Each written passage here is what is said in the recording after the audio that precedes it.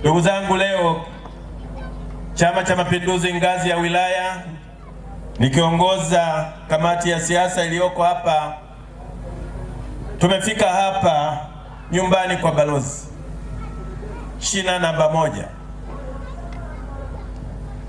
katika muondoko ambao chama kilipokuwa kinaasisiwa kiko hivyo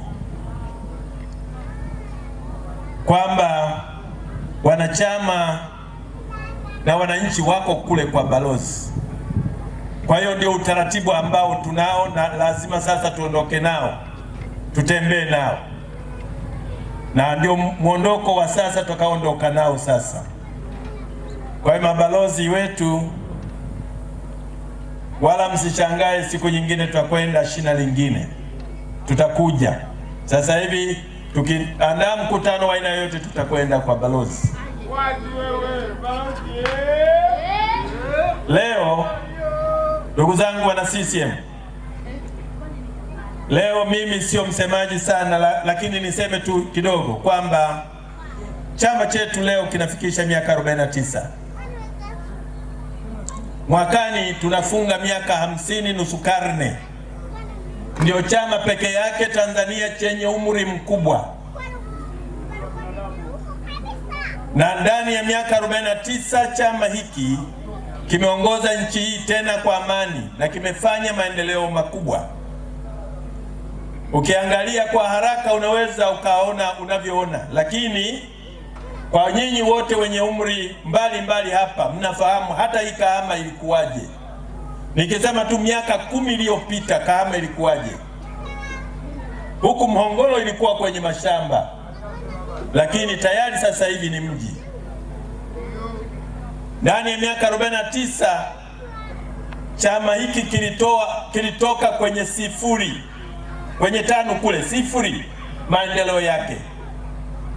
Lakini leo watoto wetu wote wanasoma, elimu ya msingi wanakwenda. Hakuna mtoto ambaye labda mwenyewe asipende kwenda shule au wazazi wake, lakini utaratibu wa kuhakikisha tunawatengeneza Watanzania waende na dunia ilivyo, maana yake wasome, kazi inafanywa na CCM sawa sawa. Hapo vipi?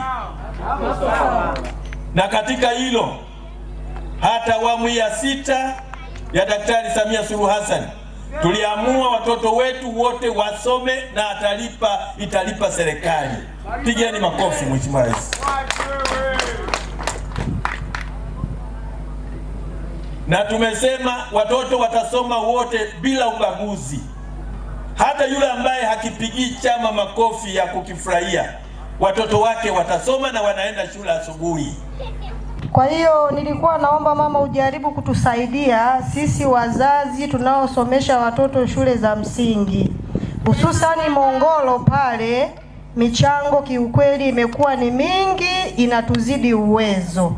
Inafikia wakati sisi wazazi, hususani mimi tu mwenyewe, huwa nawaambiaga tu wanangu, leo msiende shule, sina pesa.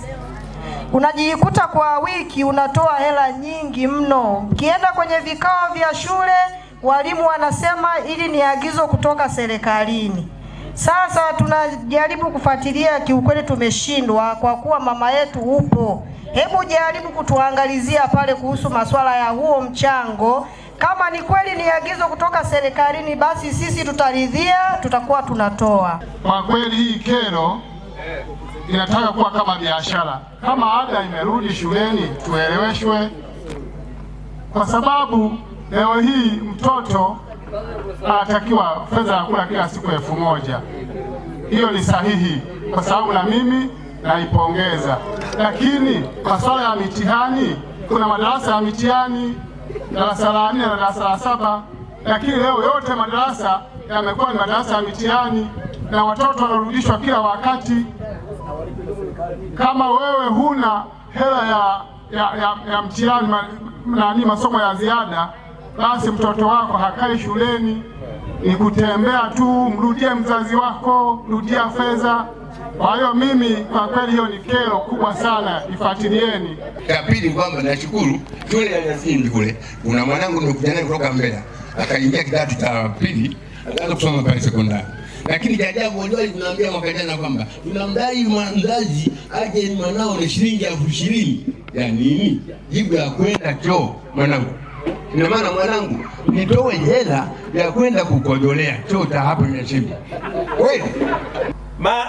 Mambo gani mengine yote yalishalipwa na Daktari Samia Suluhu Hassan katika serikali hii. Sasa wazazi, kama kuna vitu mmejiongezea, mkajadili kwa pamoja. Pale ambapo wazazi mmejadili ya kwenu, maana tunasema hivi, kila watu sheria zipo zimesimama wala hazipindi. Sasa yapo ambayo wazazi wanasema kwamba bwana, sisi tuna jambo fulani, mnaitana wazazi chini ya mwalimu wenu, wote mnakuja mnakubaliana. Mkikubaliana nyinyi wazazi wa lile darasa, serikali haiwazuii, lakini serikali kwenye vile vitu vya msingi vyote ambavyo inalipa, tunasema hapana kuchangisha. Kwa ujumla hakuna michango kwenye mashule, ila kwa mipangilio yenu wazazi sehemu husika, kama mmekubaliana, serikali huwa haipendi kuwaingilia, kwa sababu mnaweza tena mkaona kama mnanyanyasika. Sisi tuko nataka iwe hivi, humo ndani hivi, tumekubaliana wenyewe. Sasa tunakwenda kufuatilia tuone hii michango inatokana na nini.